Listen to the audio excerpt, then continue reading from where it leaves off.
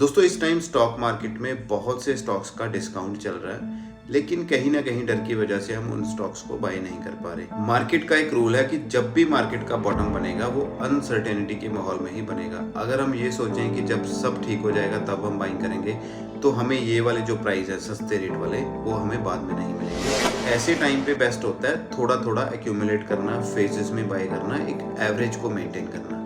इस वीडियो में हम सीमेंट सेक्टर के कुछ स्टॉक्स की डिस्कशन करेंगे जो फंडामेंटली बहुत अच्छी वैल्यूएशन पे हैं और कहीं ना कहीं टेक्निकली भी वो अच्छे सपोर्ट जोन्स में है। अब इम्पोर्टेंट क्वेश्चन ये है कि सीमेंट सेक्टर के स्टॉक्स में हमें इतनी गिरावट देखने को क्यों मिली, वॉर का क्या इम्पैक्ट था इस सेक्टर के स्टॉक्स पर। तो यहाँ पे एंट्री होती है पेटकॉक की। अब पेटकॉक एक सॉलिड फ्यूल है जो क्रूड ऑयल का जब रिफाइनिंग प्रोसेस किया जाता है तो उसके बाद हमें ये मिलता है। तो पेटकॉक का सीमेंट इंडस्ट्री में एज अ फ्यूल बहुत ज़्यादा यूज है। अब पेटकॉक की जो प्रोडक्शन है वो इंडिया में भी है, लेकिन इसकी डिमांड बहुत ज़्यादा होने के कारण इसको इंपोर्ट किया जाता है यूएसए से और मिडल ईस्ट कंट्री से। तो ऑब्वियस ही चीज़ है, जब यूएसए में और मिडल ईस्ट कंट्री में एक वॉर जैसा सिनेरियो हो तो ऑयल का प्राइस तो यहाँ पे बढ़ेगा ही बढ़ेगा। जब ऑयल का प्राइस बढ़ेगा तो इससे जो निकलने वाले सब्सटेंस है तो उसका भी ऑटोमेटिकली प्राइस बढ़ेगा।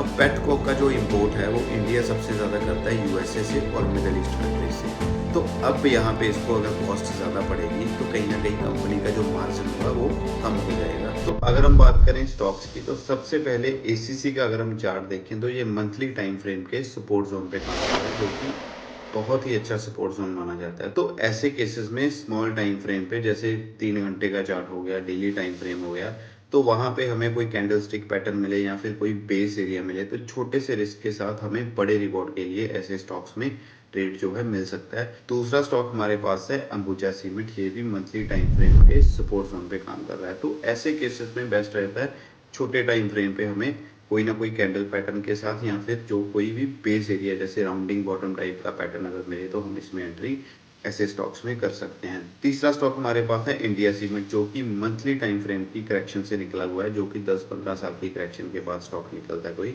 तो ऐसे जो स्टॉक्स होते हैं इनमें भी बाय ऑन डिप ऐसा सिनेरियो रहता है कि कल को इनमें कोई अच्छा करेक्शन या अच्छा कोई पैटर्न मिले छोटे टाइम फ्रेम पे, तो इसमें भी हम स्मॉल टाइम फ्रेम पे एंट्री ले सकते हैं छोटे स्टॉपर्स के साथ। तो फाइनली सीमेंट इंडस्ट्री में डिमांड की प्रॉब्लम नहीं है, यहाँ पे प्रॉब्लम है एनर्जी कॉस्ट की। तो कल को जब भी स्टेबिलिटी होगी तो इस तरह के सस्ते प्राइस हमें दोबारा नहीं मिलेंगे। ये बहुत अच्छा बुक है अच्छे प्राइस पे अच्छे स्टॉक्स को पिक करने का।